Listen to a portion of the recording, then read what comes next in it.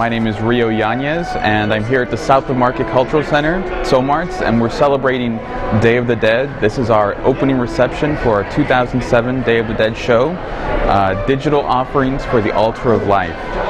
And well, it's a really amazing night tonight. We have people celebrating life and death and kind of harnessing technology to mix digital technology with tradition in order to celebrate life and death, in order to make offerings to their loved ones and ancestors. It is an interactive exhibition. There's art from all over the world, and there's a chance to participate in a lot of the art projects, a lot of installations. You can walk in, there's different activities where you can write messages and interact with the art pieces in different ways. These are great, these things, because when you draw them all over you get this real cool.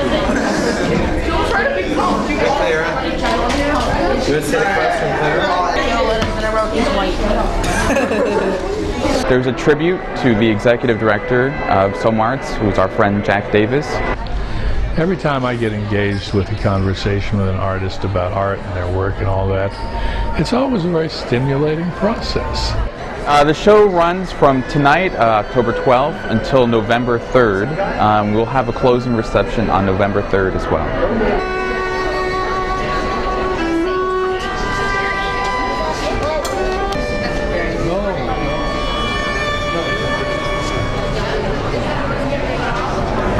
My name is Candy Farlise, and my piece is called Addiction. It's about addictions that we all have. I used mainly drugs and cigarettes in this particular piece, though addictions come in all forms. It's sort of like how we handle the things that we love to do, and the things that we do, how they destroy families and they destroy our health and our well-being. It's a major problem in our community, and how do we solve this problem? And it's not just drugs that you buy on the street, but it's also drugs, prescription drugs that doctors who we supposedly trust prescribe and overprescribe.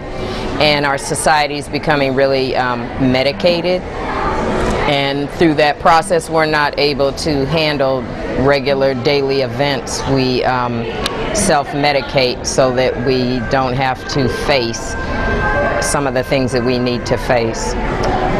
But one of my biggest concerns is, how do the drugs get in the communities in the first place? And so that for me is a real issue on how these drugs manage to find their way into the communities of the people that don't have boats and planes. My name's Anne Schnacke, and this is my piece called Binary Systems. There are 52 boxes here. When I started, I'm 52 years old, and when I started the piece, I was thinking about an altar of life, about my own life and the people that I love that have passed, and so thinking about playing with the question of what is the sum of a life well lived and what is the sum of a life ill lived. So I use a lot of pluses and minuses. I was also playing with the idea of a digital system, since the title of this show is a digital altar to life. So I have like digital clocks and lots of digital. The digital system is a binary system, so there's lots of zeros and ones, and also the pluses and minuses, which are also referring to that binary system. Again, how that basic codes of information add up to another entity, and what is the quantity or entity that ends up in one's life, with the variety of information and what we live by, what we love and what we live by and what we choose. So I have pennies over in the box, and with the question, what is the sum of a life well lived? The idea for people to take pennies and put them in the boxes for the things they live by or they love or they believe in. Like here, funny like Rene. I live by that.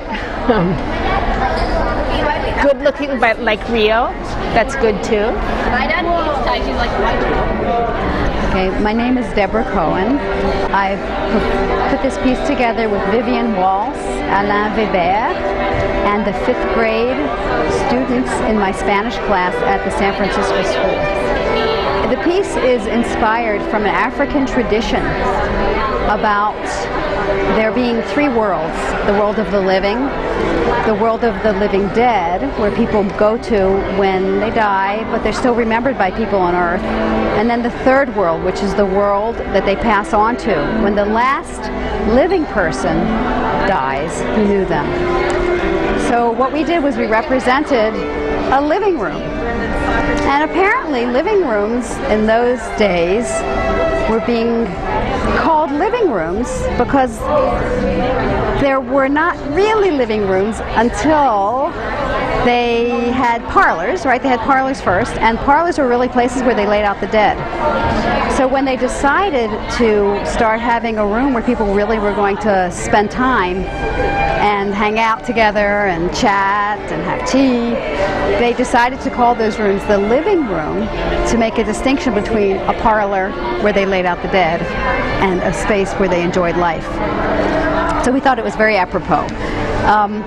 Our living room then enters through a very a veiled doorway into the second world, and that second world is the world of the living dead, we call them. And this is actually, this African tradition, we would call them the Sasha. And then the third world is a photo of true cosmos, what it looks out there in the cosmos, how the world outside of this world looks.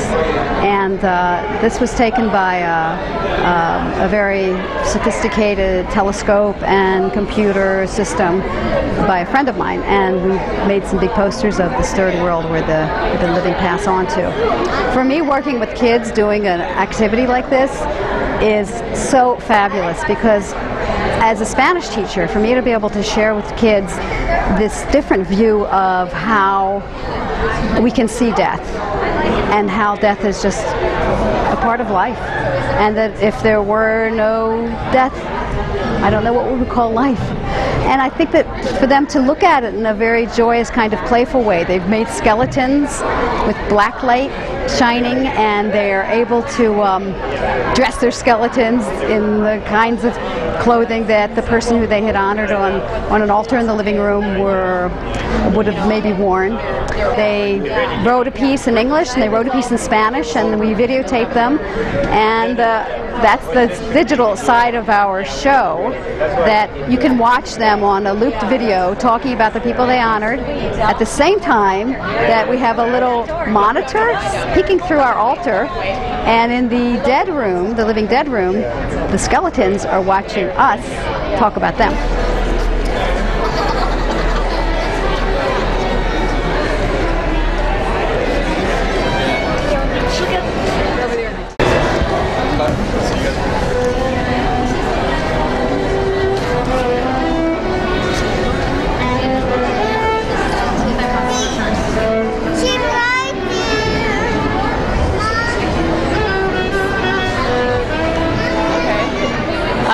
This is called Dofak, and it's a Jewish cemetery, and the idea is that people put pebbles on the tombstones, and it's to honor the people and to show that they have people who remember them. The more pebbles on each tombstone, the more honored this person is, the more remembered this person is. And so we've provided pebbles, and we've provided paper rocks that people can write names of their loved ones on and put them on the tombstones. So it's a sort of a nighttime graveyard. And then the film is photographs of cemeteries, and it shows the pebbles with the papers and gifts that people have left, little toys and each glass, and then it tells a story about where this came from. And we were questioning why people did put the pebbles on the tombstones, and so we're trying to explore that by providing this cemetery.